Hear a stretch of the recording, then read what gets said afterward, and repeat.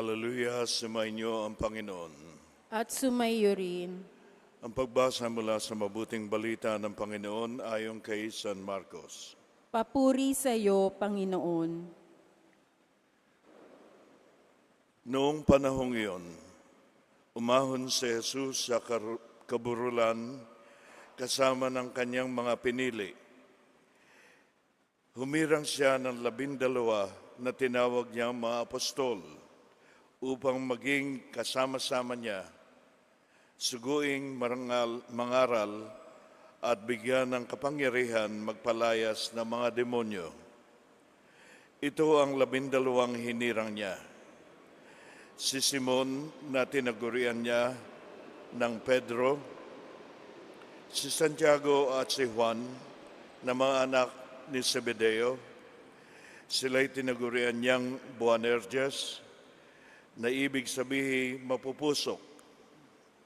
Sina Andres, Felipe, Bartolome, Mateo, Santiago na anak ni Alfeo at Tadeo, si Simon na makabayan, at si Judas Iscariote na siyang nagkanulo sa kanya.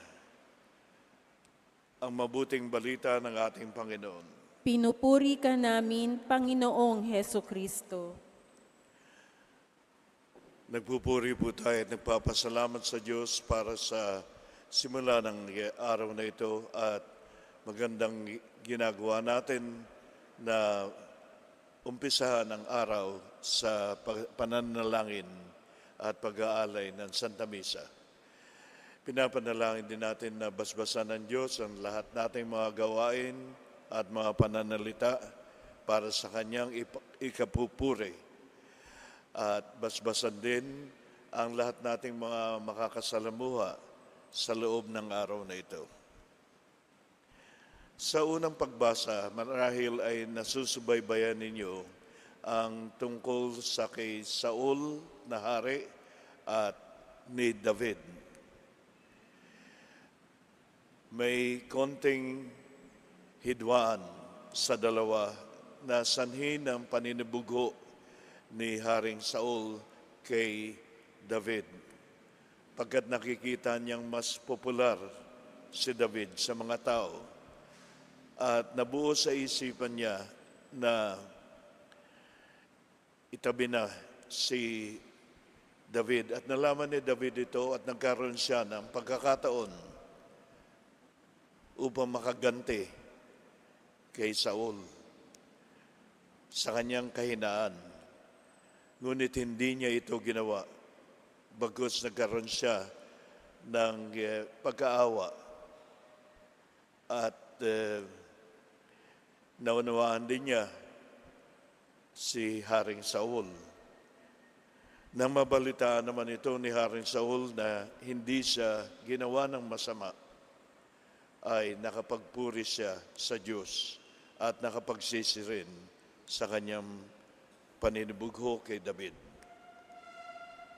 Sa ating ebanghelyo naman ay sinasabing pinili ni Jesus ang mga sasama sa kanya at bibigyan niya ng kapangyarihan ang mga ito upang makapagpagaling ng mga may sakit at makapagpalayas ng mga demonyo. Ito ang mga tinawag niyang mga apostol, ang mga taong pinili at pumaligid sa Kanya.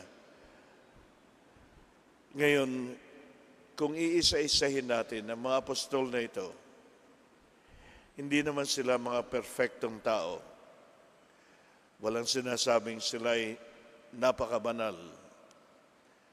Basta hinirang lang sila ni Jesus upang maipagpatuloy ang kanyang gawain. Nagbibigyan tayo ng lakas ng loob na tayo rin ay pinipili ng Diyos. Ang bawat isa sa atin ay may kanya-kanyang misyon. Pero alam din natin ng ating mga kahinaan na tayo ay hindi perfecto. Bagaman pinili tayo ng Diyos at ang Diyos mismo ang magbibigay sa atin ng grasya at lakas na maisagawa ang kanyang misyon dito sa atin. Ang misyon ay hindi lamang pagsesermon.